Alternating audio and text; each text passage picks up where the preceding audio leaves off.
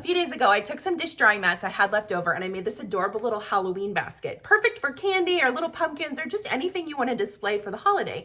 But then I got to thinking, what if we made that into a trick-or-treat bag? So that's what we're going to do today.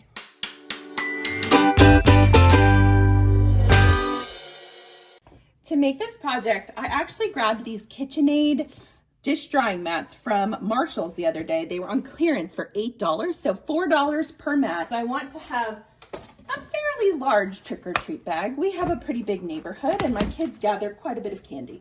So we usually end up taking whatever their cutesy trick-or-treat bag is, but then we also carry like a pillowcase to dump it into as we go because we get so much candy. This bag clearly is made with like sort of candy corn shaped pieces. And to achieve that without having to like, I don't know, buy a pattern or like draw it yourself, you know what else is sort of candy corn shaped? Yeah. So I'm going to use this as my template. I'm going to actually trace this onto a piece of paper and then modify it somewhat because I want a straight line here, but that at least gives you the shape if you don't feel comfortable freehanding it. So let me show you how I'm going to do that. I know I like to keep it crafty and cheap on this channel, so this is your budget-friendly way of creating a pattern just using what you've got. Now, this is the shape that I traced, but I'm going to modify that just a little bit because here's the thing. I'm not artistic, so I probably would not be able to draw a symmetrical version of this freehand, but this at least gives me a baseline. I know that I want it to be a little bit bigger than that. So what I'm going to do is pull this line down following the arc of my iron. And this is what's going to determine how tall your bag is. So honestly, if you wanted to just, it depends on how much fabric you have, what you're using. I would say this probably would work. I don't know. Let's cut it out and we'll see. So you want this edge to be flat for sewing. And then you also want this to kind of come to a point. So you can sort of just see where I'm going with this. Okay, so that's our pattern. Easy peasy. Again, if you're artistic and you feel like you can draw that freehand, go for it. For those of us who have not an artistic freehanding bone in our body, this is what we're going to do. I think 1 fat quarter is going to be enough to make the lining of this bag. But if it's not, we'll find out. I know this comes as a shock to you, but I haven't actually made this trick-or-treat version yet. Are you so surprised? So there's that. If it doesn't work, we'll find something else, or we can alternate it. Like we could do a little like alternating, I don't know, we'll figure it out. The other thing you're gonna need for this project is some sort of webbing or handle. You can make the handle, you could sew it, or you could just buy a piece. This is reflective, so I'm gonna use this because that's all the better to keep track of my children with on trick-or-treat night. And it's already pre-made, so I don't have to do anything to it. I got this at Joann for just a couple bucks, and it's left over from another project. So let's get to ironing. I'll meet you back here when everything is pressed. I almost hate to cut these. They're so cute. I might have, hopefully I'll have enough left over to make something else with like the scraps of this because I'm obsessed. I'm gonna trace it just inside this little binding piece because I don't want to have to change. I don't want it to like change its like what it's made of as I'm sewing it.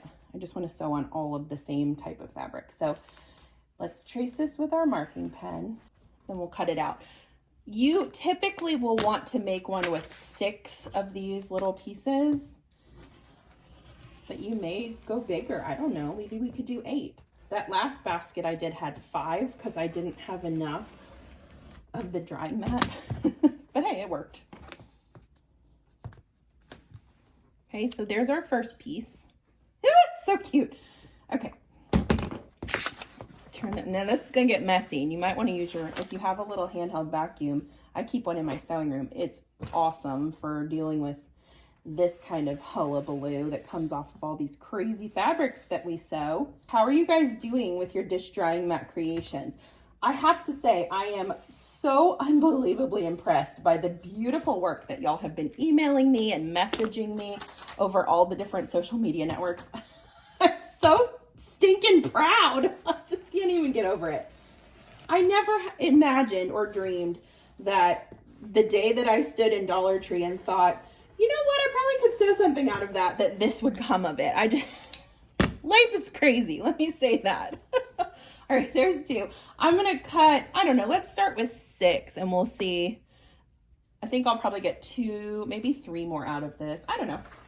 I'll meet you back here and let you know what comes of it. All right, I've got 5 and I really want to get a 6th one. So I'm going to cheat a little bit and turn this one just a little bit at an angle so that it fits.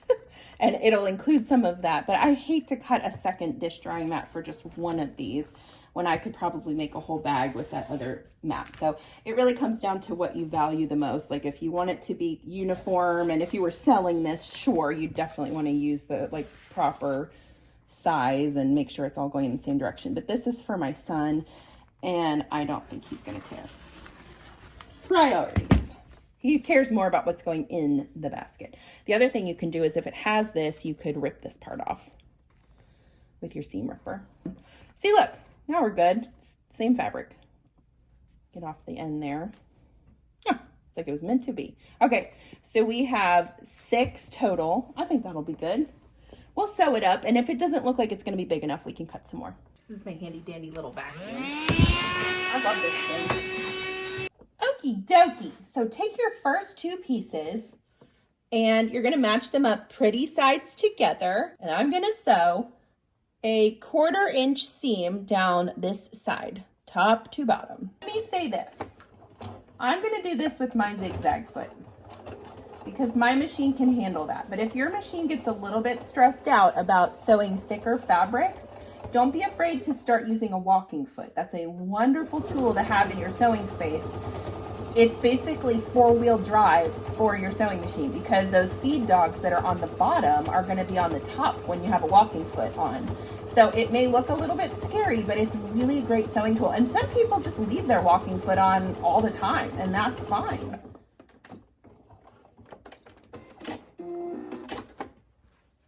Okay, that's your first one.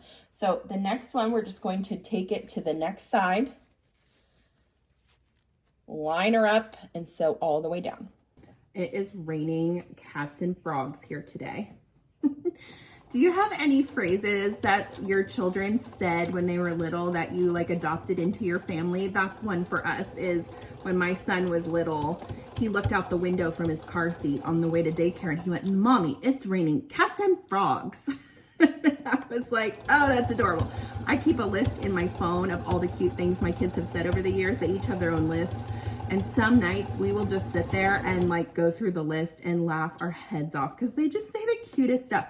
Actually, one thing that my daughter said, I feel like needs to be copyrighted because it was so creative. During COVID, she was like 4, 5, like around that age. And she could not remember the word hand sanitizer. Like that was just way too many words for her. So she would call it Hanitizer. And I was like, who do I need to reach out to? Because that is the cutest name ever. And it would be such a cute name on like a kid's hand sanitizer bottle where it's like Hanitizer. My mom still is like, why aren't you trying to get that copywritten? Well, Mom, because I'm busy. But anyway, we always, which we call it that now. So like, I'll be like, hey, I got to run to Bath and Body Works. I'm going to go get some more Hanitizer. My niece, one of her favorite words that she said when she was really little, she's 21 or 22. Oh, she's, excuse me, I have to go cry for a minute. My niece is grown, but when she was little, she used to say things were too schnocky. And that meant yucky, like I don't like it. So she would say, oh, that's too schnocky. So my sister and I, like we use that word all the time. I'll be like, oh, too schnocky. Put in the comments, I wanna hear some of your words. Let me know some of the things that your kids, or you said when you were little, just things that are like little colloquialisms in your family. Cause I love that kind of stuff. I think that's what makes a family is when you have those little stories and those little words and it's just adorable. Okay, I've got 2 more of these. I'm gonna just keep going, but this is what it's looking like. It sort of makes me feel like it should be a little hat. Oh, I could be a pilgrim. I'm gonna keep that in mind for Thanksgiving. Look at that. I look like a knight. I look like an idiot. I'm sorry, if you make something the shape of a bowl, you have to put it on your head. That's just how it works. You know why I love sewing? Because it makes me laugh all day long at myself. Okay, that's what you have. Repeat that whole process with whatever you're going to use for your lining. So I'm going to try and use this little, I'm getting myself tickled and I can't calm down. Okay. That hat looks so stupid.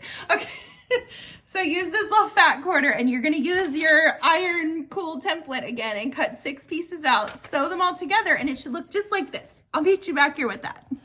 Just a quick update. I was able to get 6 of the iron templates out of 1 fat quarter. So money wise, depending on what you spend on your dish drying mats, mine were $8 total for the 2, so $4 because I used 1, and then the fat quarter was $1.25. So we're at $5.25 plus the cost of this webbing that I'm going to use for the handle, which it's leftover, so I don't actually know how much it was. I would say it was probably like, I don't know, maybe $5 a yard, and I'm going to use, I don't know, let's say half a yard. So $2.50, so $5.25, $5.75, $6.75, under $8 for a cute little trick or treat bag.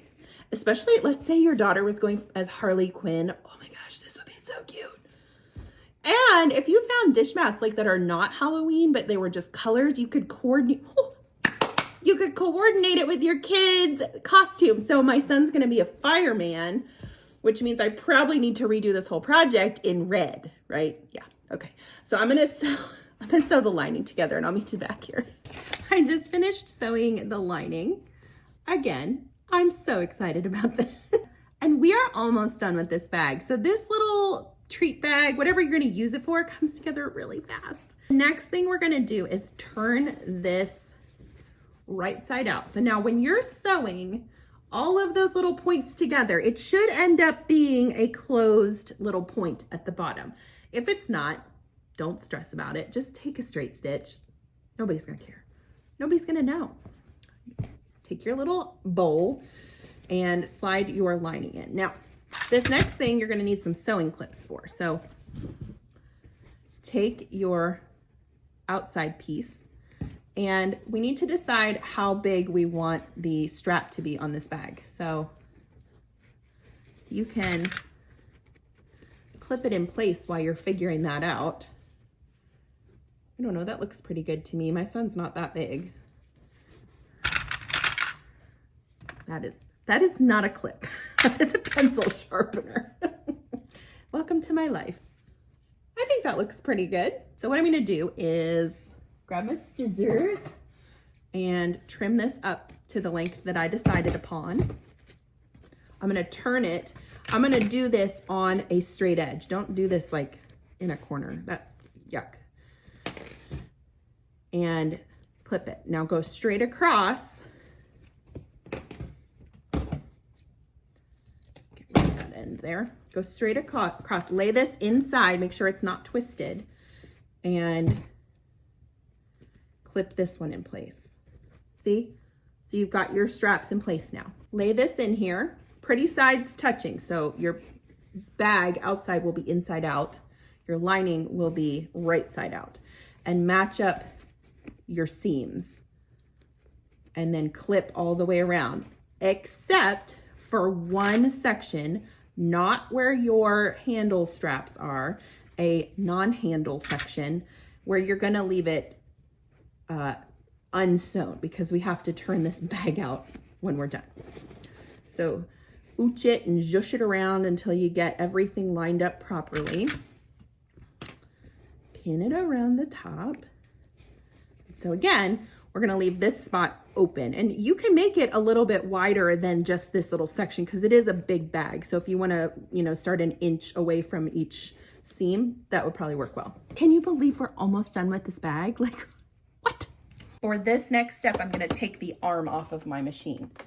What that's going to give me is a space under this smaller arm where I can really get right up into that bag and sew it without having to maneuver like crazy. I'm gonna sew this with a 1/4 inch seam allowance. If you don't feel comfortable with that tight of a seam allowance, you can do it at 1/2 of an inch if you want, or even 3/8 of an inch. It's your world, I'm just living in it. Isn't that the nice thing about sewing? You can make up your own rules. I have made so many different trick or treat bags this year. I'm having so much fun coming up with all these options. This one though is fun because it's a different shape. I wanted to do something a little different today. And now I think I also, if I ever decide I want to make a basketball, can probably figure that out. Should I make a basketball? How cute would that be though? Oh my gosh, what if you found basketball fabric? Oh, you can make or make it look like the shape that it is. Oh, the options. You could do a planet and add little rings around it. Oh, I'm so excited.